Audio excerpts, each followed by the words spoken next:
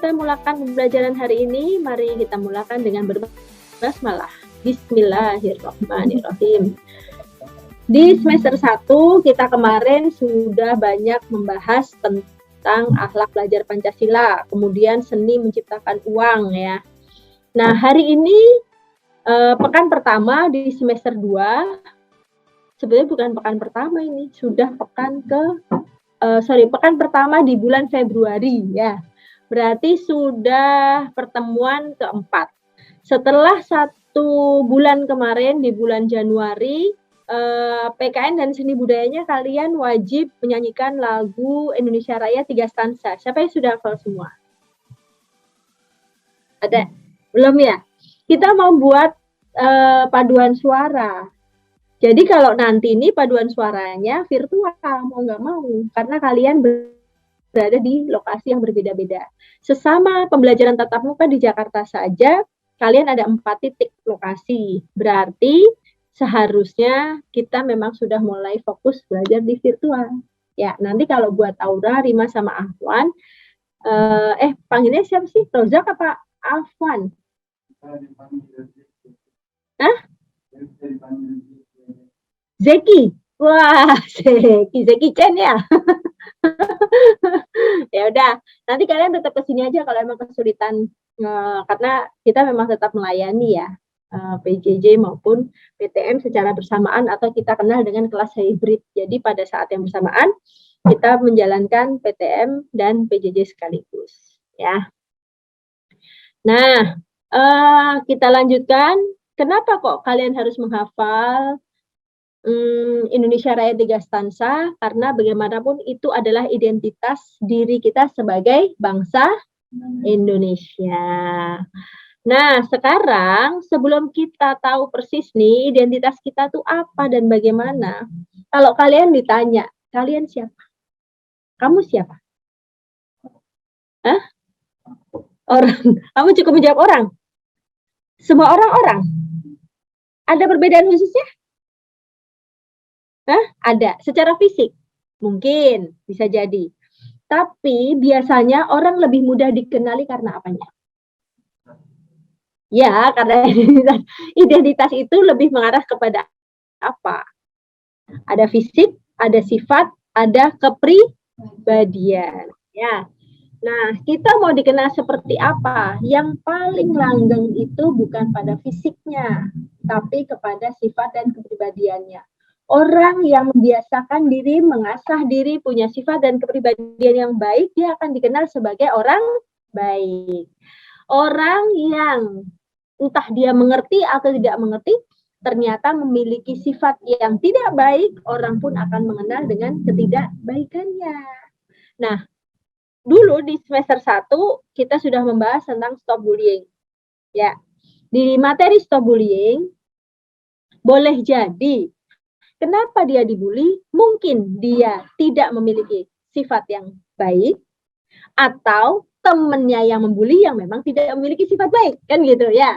Waktu itu Aura cukup cerita ya waktu itu ya.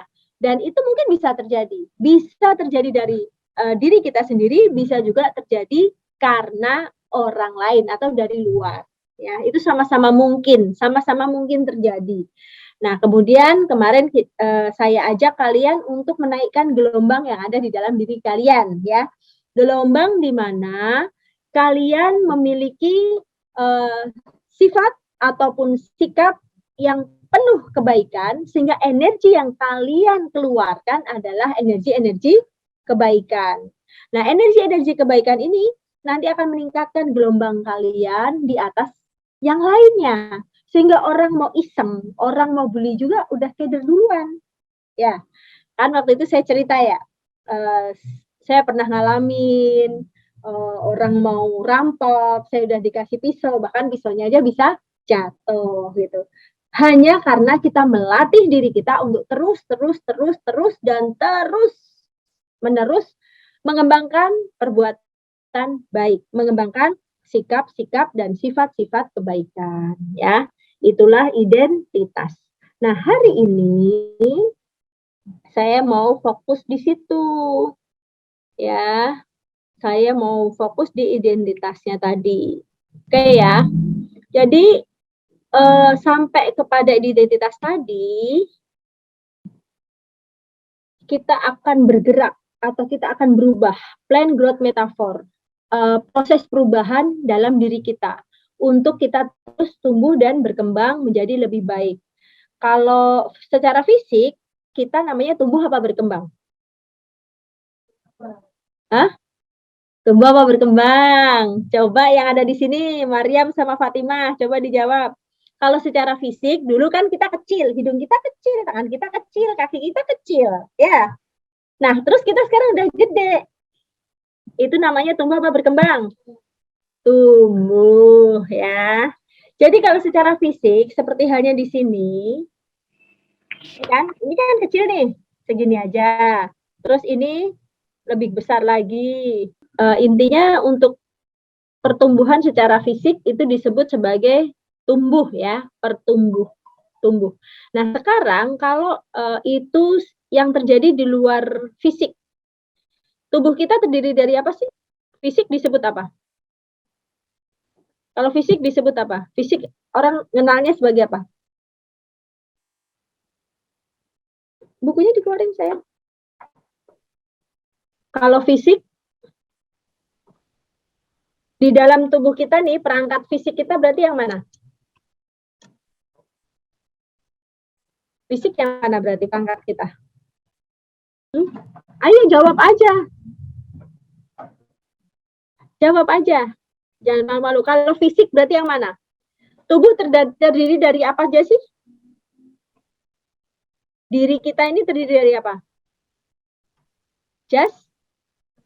Jasmani, kemudian ruhani. Ya, secara garis besar kan hanya dua kan? Jasmani dan ruhani. Kalau fisik berarti adanya di mana? Jasmani. Kalau mental adanya di mana? Ruhani. Ya. Jadi begitu pembagian secara garis besar. Nah, sekarang kalau kita bahas yang garis besar kan kita pertumbuhannya gimana ya berarti ya? Nah, kalau secara fisik itu disebut tumbuh. Tapi kalau secara ruhani disebut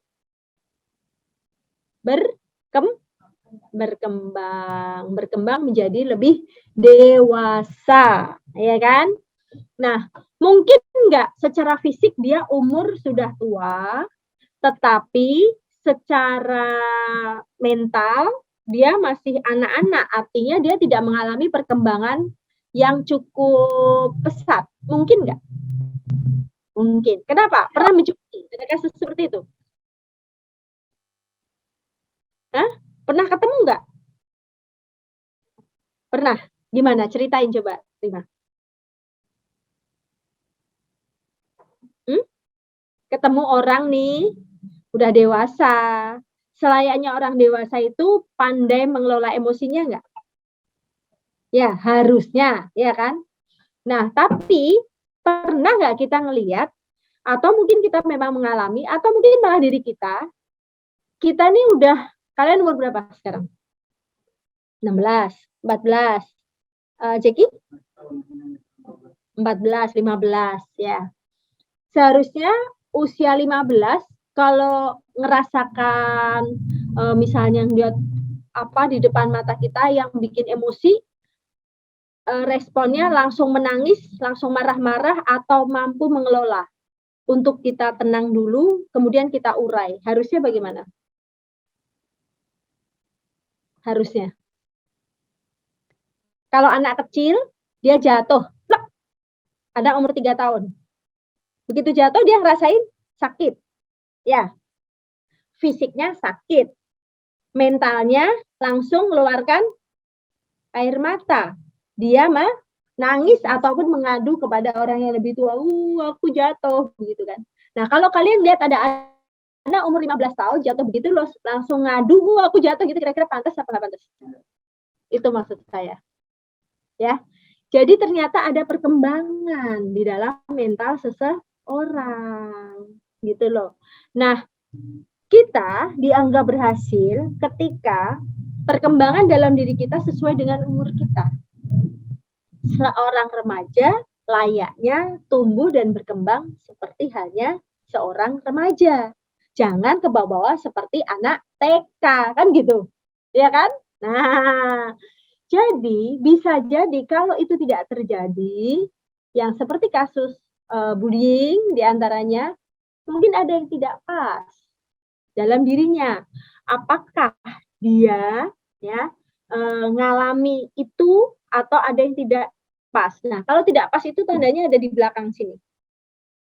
Tempat pertemuan antara saraf yang menuju ke otak atau yang,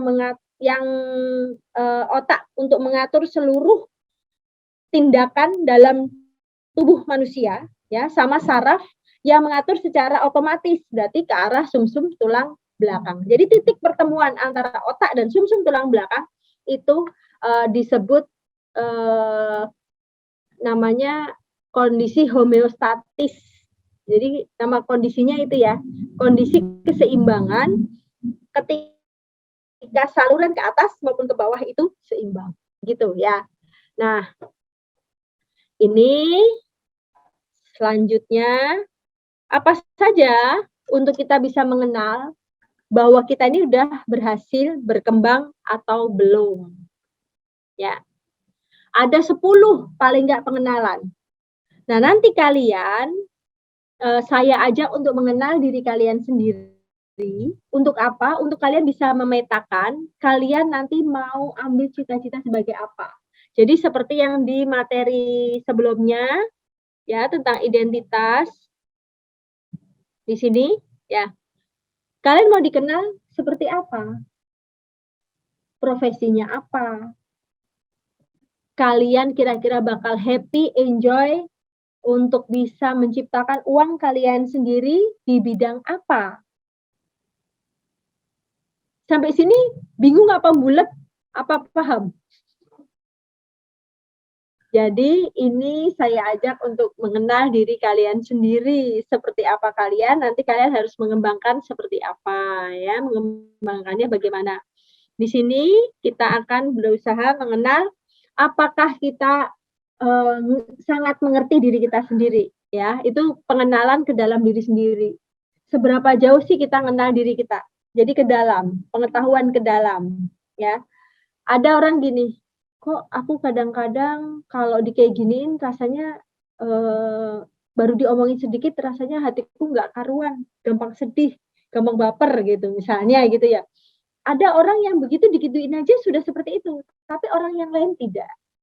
Nanti kondisi yang beda lagi akan beda lagi. Nah, hal-hal itu disebut sebagai seberapa jauh kita mengenal diri kita sendiri. Bisa, bisa juga. Bisa ada pada pilihan mentalnya kuat, bisa juga ada pilihan dia tidak peduli. Ya, setiap kejadian itu tidak ada yang, bisa disorot pada satu hal tunggal, nggak ada. Jadi setiap kejadian itu selalu ada banyak kemungkinan. Kalau kita tahu ada banyak hal kemungkinan-kemungkinan, berarti nggak selayaknya kita main menghakimi. Karena bisa jadi setiap orang melakukan sebuah tindakan punya alasan, ya. Yang paling penting begini, orang itu bertanggung jawab atas alasannya. Yang masalah adalah dia selalu beralasan. Nah, tuh, coba bedakan. Yang paling penting, seseorang itu bertanggung jawab terhadap perbuatan dengan alasannya. Yang nggak boleh adalah orang yang selalu beralasan. Coba apa bedanya? Coba apa bedanya? Dia bertanggung jawab dengan alasan yang dia miliki, yang satu kondisinya dia selalu beralasan. Apa coba bedanya? Jadi dia itu bertindak karena memang dia tuh punya alasan yang kuat untuk tindakannya itu.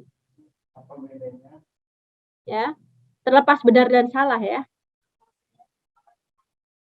Jadi dia itu dianggap bertanggung jawab karena dia melakukan tindakan dengan alasan yang kuat. Nah, yang satunya dia dianggap tidak bertanggung jawab karena dia selalu beralasan.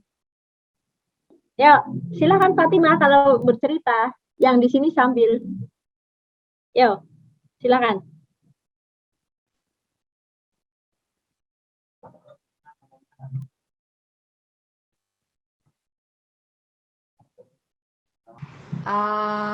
Kalau menurut aku orang yang selalu beralasan itu dia tidak menggunakan semua kekuatannya, semua apa yang dia bisa untuk mencapai sesuatu. Sedangkan orang yang bertanggung jawab itu, kalau misalkan orang yang beralasan dia tidak menggunakan kekuatan sepenuhnya untuk mencapai sesuatu dan dia menggunakan alasan untuk sebagai kekurangan dia gitu. Sedangkan kalau misalkan orang yang bertanggung jawab, dia sudah berusaha dengan kekuatannya, tapi ada kondisi tertentu yang menghalanginya. Bisa, bisa. Ada lagi yang lain? Ayo.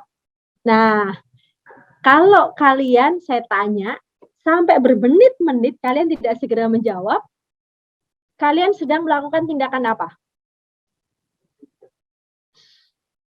Berpikir apa beralasan? Hah? Berpikir apa beralasan? Jadi kalian di sini itu sedang dibentuk. Sebagian besar di bangku sekolah dulu, mungkin sampai sekarang masih terbawa. Setiap kali ditanya, pasti kita gelagapan. Bener nggak? Ya, karena kelemahan orang Indonesia sebagian besar itu tidak membiasakan diri untuk berpikir, tapi mudah beralasan. Ya, makanya tadi saya sebutkan ketika orang beralasan, dia sebut sebagai orang yang bertanggung jawab apa yang tidak bertanggung jawab? Ya, tidak bertanggung jawab. Seharusnya ketika kalian ditanya, kalian sudah mengikuti pembelajaran sedikit saja, kalian kemukakan saja. Saya mau membiasakan itu agar apa? Agar kalian terlatih, agar kalian terasah untuk berpikir.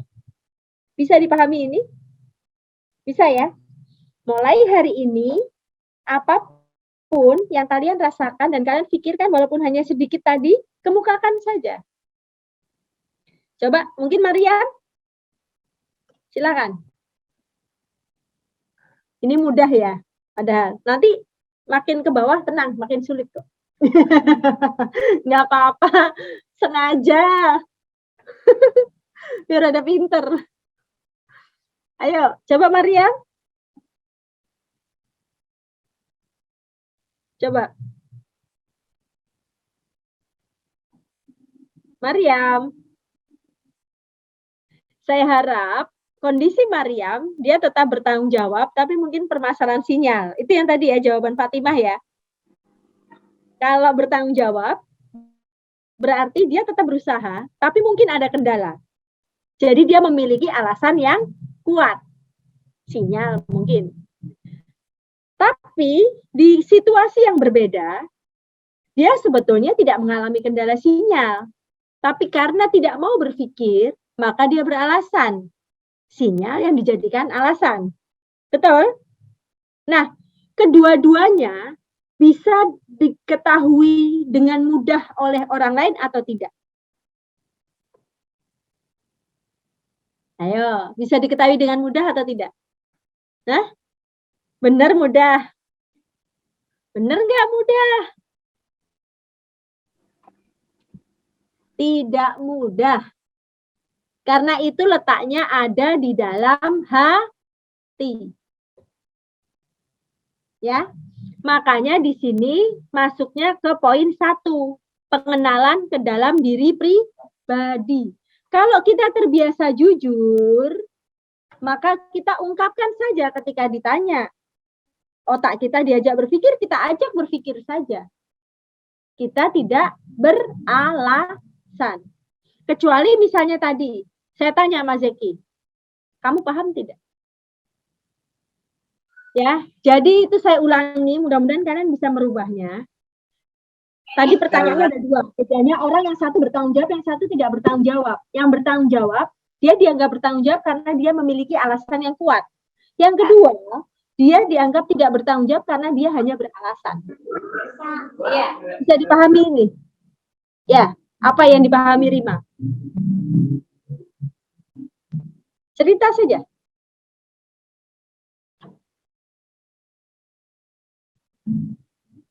Sebut saja.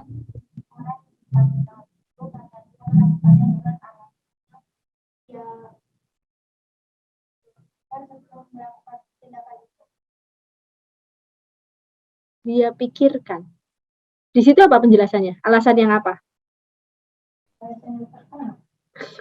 Alasan yang kuat. Nah, kalau alasan yang kuat berarti dia tahu persis tindakannya itu akan berdampak seperti apa. Ya.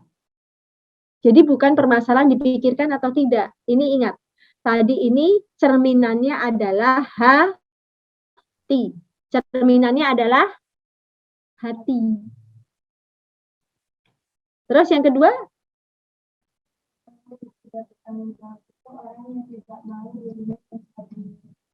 Orang yang salah karena dia juga mau bertanggung jawab terhadap masalah yang dia perbuat.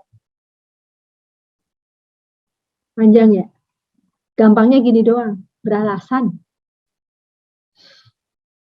Ya, beralasan. Udah kebanyakan alasan gitu. Jadi kalau beralasan itu dia mencari-cari alasan. Tapi kalau dia memiliki alasan yang kuat, berarti dia punya motivasi. Ini perbedaan yang mendasar sebetulnya. Jadi kenapa dia bisa masuk kategori orang yang bertanggung jawab? Karena dia memiliki alasan yang kuat. Seseorang kenapa memiliki alasan yang kuat? Karena dia punya pengetahuan untuk melakukan tindakan itu. Dia tahu persis dampaknya kalau dia melakukan tindakan itu. Ya, contoh, situasi paling gampang.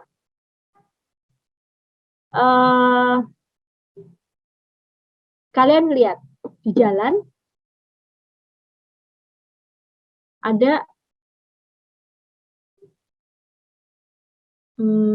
di jalan atau di jalan deh ya. Situasi nggak terkendali kalau di jalan ya. Situasi nggak terkendali. Di jalan kamu lihat, ada ibu-ibu tua mau nyebrang. Jalanan memang susah. Jalan memang susah untuk nyebrang. Kalau kalian menjawab soal, bila ada nenek-nenek hendak menyeberang, apa yang harus kalian lakukan? Kalian akan menjawab apa? Membantu menyeberangkan.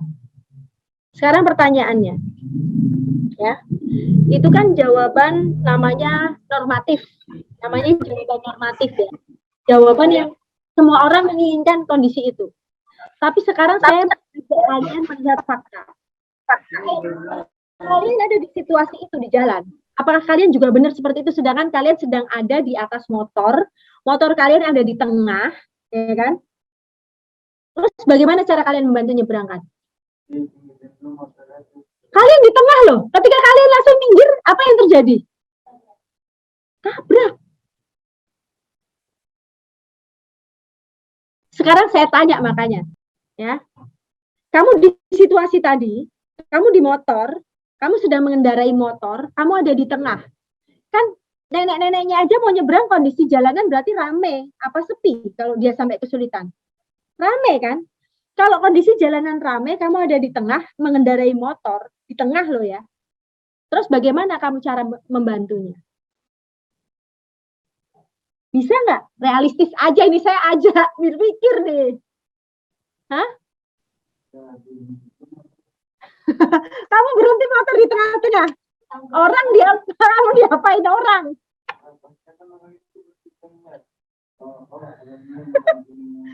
Dia nenek-nenek masih di pinggir. Dia mau nyebrang. Kondisi kamu di motor di tengah. Kan tadi saya bilang, kalau jawaban normatif, kamu disuruh membantu. Tapi kondisi hari ini, kamu lagi mengendarai motor, kamu ada di tengah. Coba, ayo kasih tanggapan.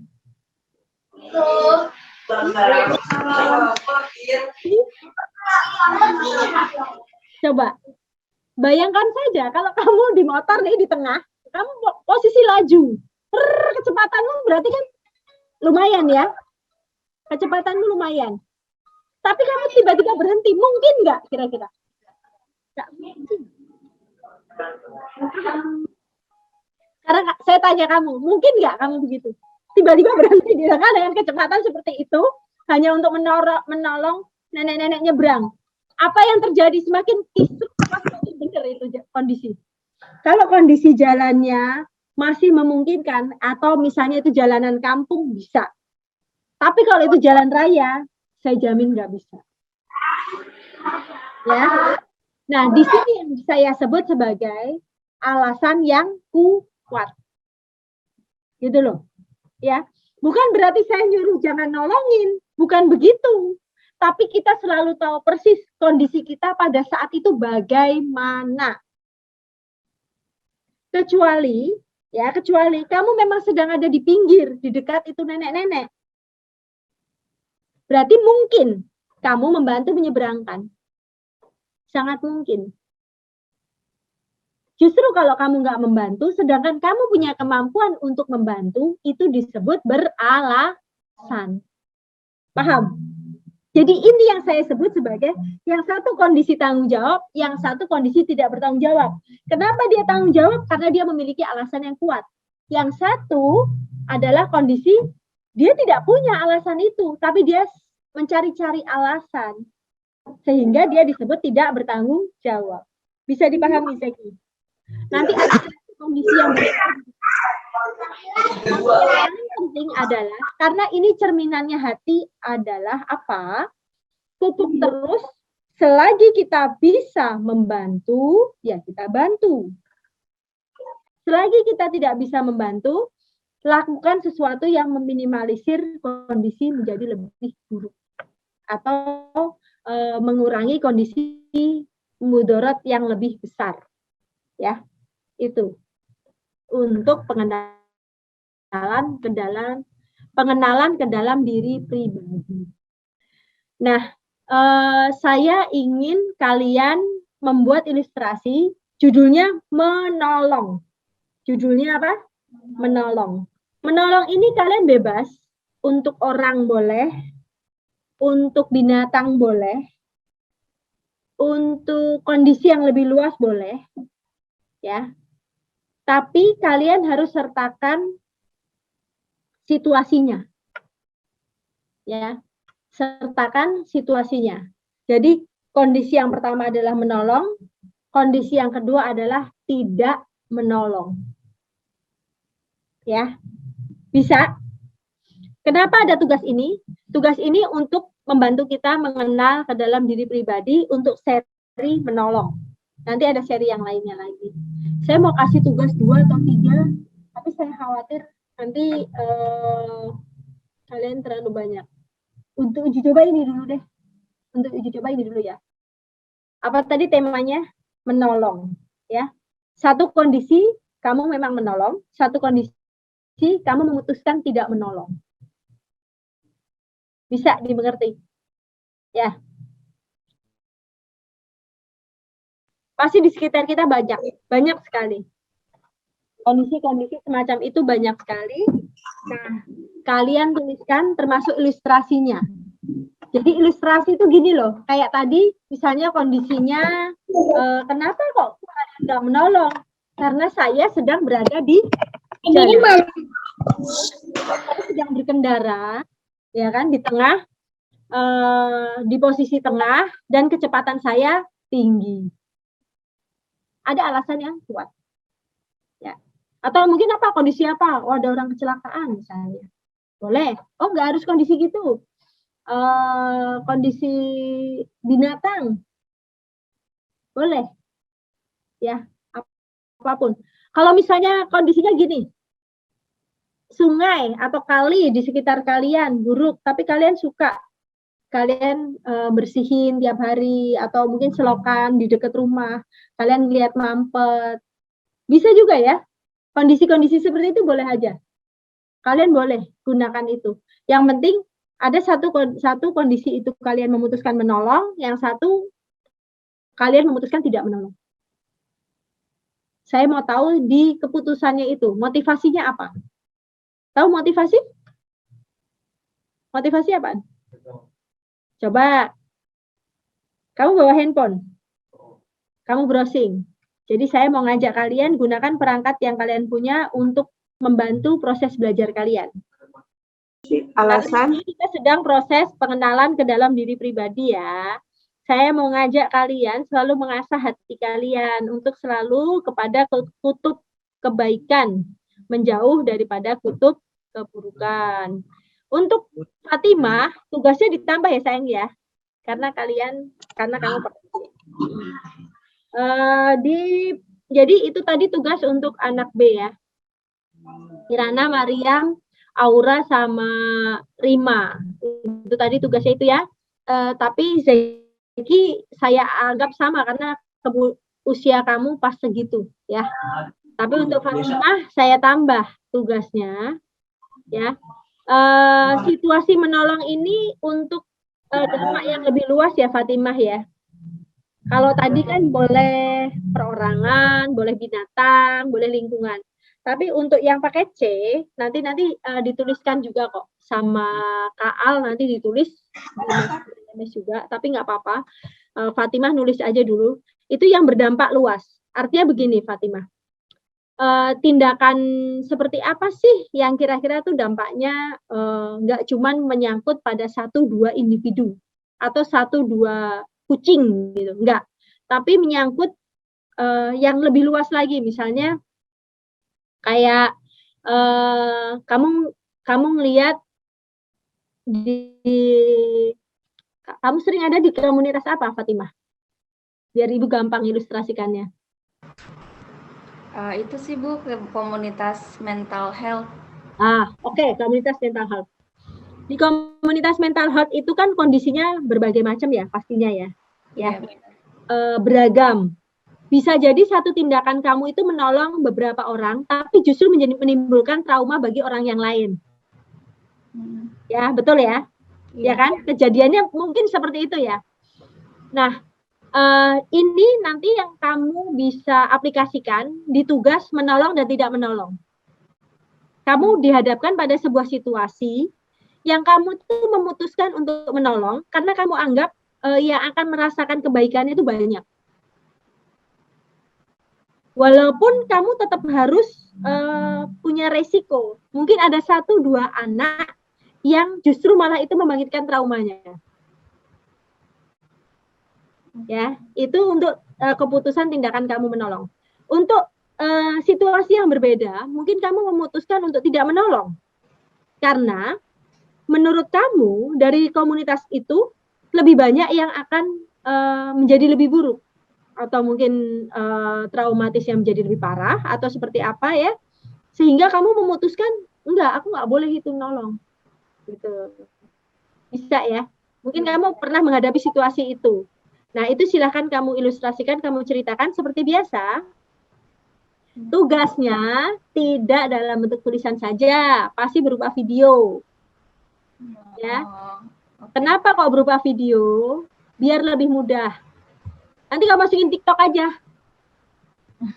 Ya. Cukup ngumpulkannya link TikTok aja. Oke, Bu. Oke ya. Dibikin videonya itu kayak gimana, maksudnya kayak singkat aja. Ya, singkat aja pas lagi di sana, pas lagi kamu lihat situasinya aja. Kamu sering ngumpulnya tiap apa? Sejauh ini baru online sih, Bu. Oh, online. Iya. Kalau online berarti kamu ada teman yang biasa kamu sharing? Ada sih, ada. Ada ya? Iya. Bisa jadi itu yang mengalami bukan kamu. Bisa jadi temanmu. Kamu cukup analisanya aja. Oke. Ya, nggak harus kamu yang mengalami. Ya begitu juga yang lain ya. Situasi tidak harus kalian yang mengalami. Tapi yang saya harap adalah kalian bisa tahu persis tindakan itu kok diputuskan menolong atau diputuskan tidak menolong. Gitu loh. Ya. Oke, bisa. Ada pertanyaan nggak? Kalau yang di B, silahkan kalian bercerita saja boleh. Pakai suara boleh. Bercerita saja pakai suara boleh. Ditulis dong. Tugasnya kalau nggak ditulis kalian bingung. Bu, kalau saya bikin videonya itu ilustrasi kayak gitu boleh nggak, Bu? Boleh. Boleh. Oke. Ilustrasinya kamu buat sebetulnya nggak masalah. Tapi saya harap walaupun dibuat itu pernah ada yang mengalami semacam itu gitu loh. Jadi saya ingin yang nyata. Oke, Bu. Bukan cuma yang imajinatif aja, tapi memang kita mau ngajarkan gini. Tujuan sekolah itu kan keterampilan seseorang untuk bisa menghadapi situasi nyata dalam hidup, ya. Jadi tugasnya pun juga seperti itu, harus yang nyata dalam kehidupan. Walaupun mungkin misalnya itu kejadian sudah 10 tahun yang lalu. Kalau sudah 10 tahun yang lalu kan nggak mungkin kamu videokan dulu, ya kan? Nah, berarti kan kamu harus bawa pada kondisi hari ini kan kamu ilustrasikan. Iya. Itu boleh. Tapi cuman tadi ya prinsipnya itu memang nyata. Emang itu kondisi nyata. Tapi nggak harus itu kondisi sekarang, besok, itu nggak harus seperti itu, boleh. Tapi saya harap itu yang nyata.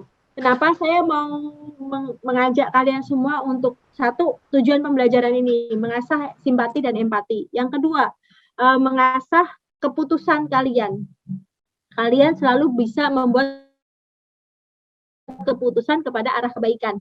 Artinya gini, kita itu nggak boleh menghakimi orang lain, kok dia malah nggak mau nolong sih, gitu ya. Kan kita nggak tahu situasi kondisinya. Makanya tadi disebutkan, tidak menolong pun, asalkan itu memang ada alasan yang kuat, itu diperkenankan. Itu tetap masuk sebagai orang yang bertanggung jawab. Tapi, kalau dia justru ada alasan atau beralasan, itu menjadi beda. Itu menjadi orang yang tidak bertanggung jawab. Bisa dipahami ini? Jadi pembelajarannya dua sisi ya. Kalau kita ada di situasi yang sedang susah, kita tidak cepat-cepat menghakimi orang. Kalau kita di situasi yang kita punya peluang menolong, kita juga punya alasan yang sangat kuat. Memang memungkinkan menolong, ya kita harus menolong. Berarti itu munculnya simpati dan empati. Tapi kalau memang tidak memungkinkan untuk menolong, dia akan meminimalisir peluang buruknya atau bagaimana caranya. Mungkin dia mendorong orang lain misalnya, menggunakan tangan orang lain lagi misalnya. Situasi-situasi semacam itu pasti banyak terjadi di masyarakat.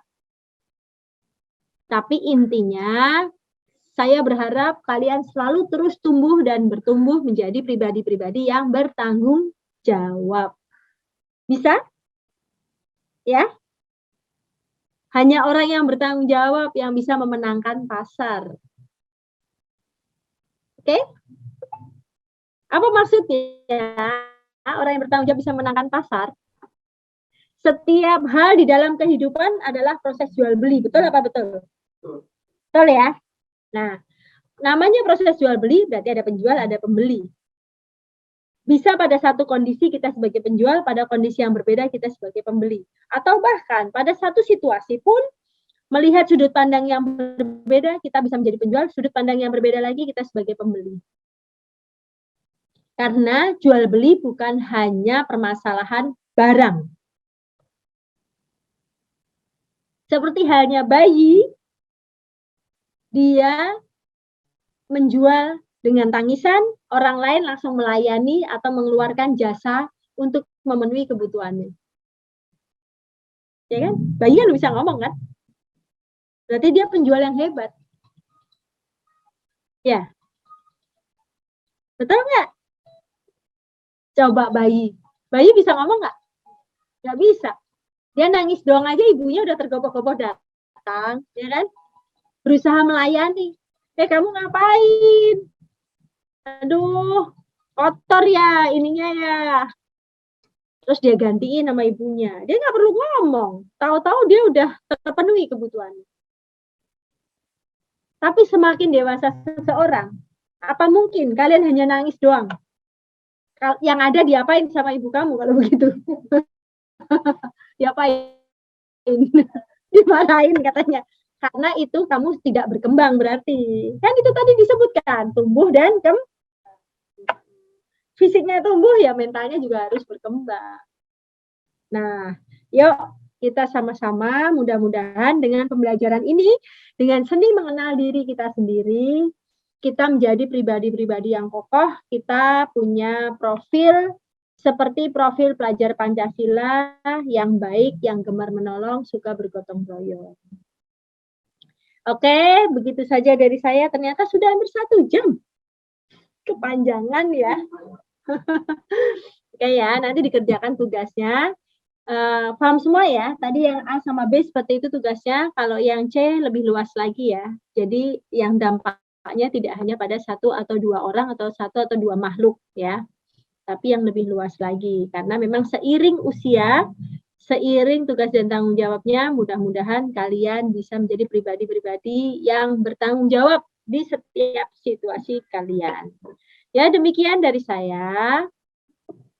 Mudah-mudahan kalian semangat mengerjakannya. Saya harap tugas ini dikerjakan dengan penuh tanggung jawab juga. Saya tidak menerima alasan. Jadi, kalau memang kalian merasa kesulitan, jangan sungkan-sungkan untuk bertanya. Saya lebih suka ditanya, saya lebih suka direwelin. Nanti pasti akan saya pandu kalian untuk mengerjakan. Ya. Ya, harapan saya kalian bertumbuh menjadi pribadi yang jauh lebih baik lagi. Mari kita sempurnakan pembelajaran hari ini dengan berhamdalah. Alhamdulillahirabbil alamin. Hada wa wahyarana wa yafana walhamdulillahirabbil alamin. Wassalamualaikum warahmatullahi wabarakatuh. Waalaikumsalam warahmatullahi wabarakatuh.